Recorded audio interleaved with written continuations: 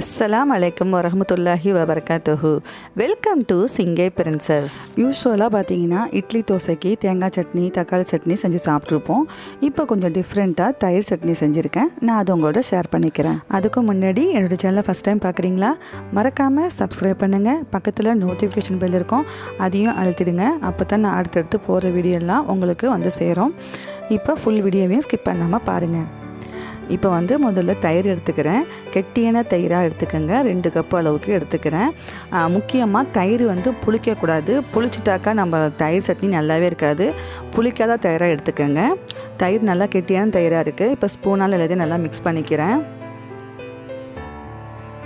இப்போ இந்த தயிரில் மசாலா ஆட் பண்ணிக்கலாம். 2 ஸ்பூன் அளவுக்கு மல்லித்தூள் ஆட் பண்ணுறேன். இப்போ இதில் காஷ்மீரி சில்லி ஆட் பண்ண போகிறேன் 1 ஸ்பூன் அளவுக்கு.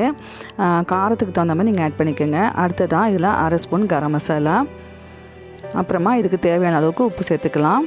இப்போ சேர்த்த பிறகு எல்லாத்தையும் நல்லா மிக்ஸ் பண்ணிக்கோங்க.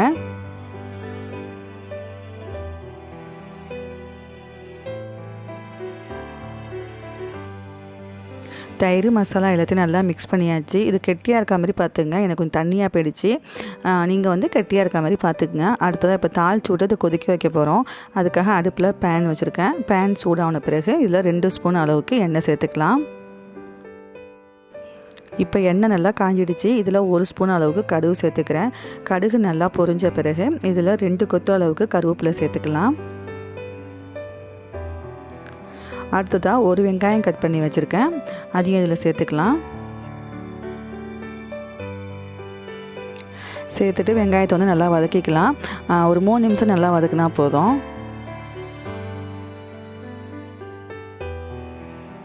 இப்போ இதில் 1/2 ஸ்பூன் அளவுக்கு இஞ்சி பூண்டு பேஸ்ட் சேர்த்துக்கலாம். இஞ்சி பூண்டு பேஸ்ட்டு பார்த்திங்கன்னா இதுக்கு ஃப்ளேவருக்காக தான் சேர்த்துக்கிறோம். இப்போ இஞ்சி பூண்டு பச்சை வடை போகிற அளவுக்கு இது ஒரு 2 நிமிஷம் வதக்கிக்கலாம்.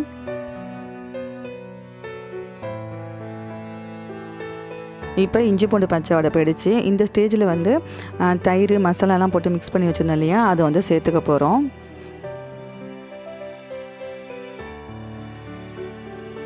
இப்போ நம்ம இட்லி தோசைக்கு தேங்காய் சட்னி தக்காளி சட்னி பூண்டு சட்னி அப்புறம் கொண்டைக்கடலை சட்னி இதே மாதிரிலாம் செஞ்சு சாப்பிட்ருப்போம்.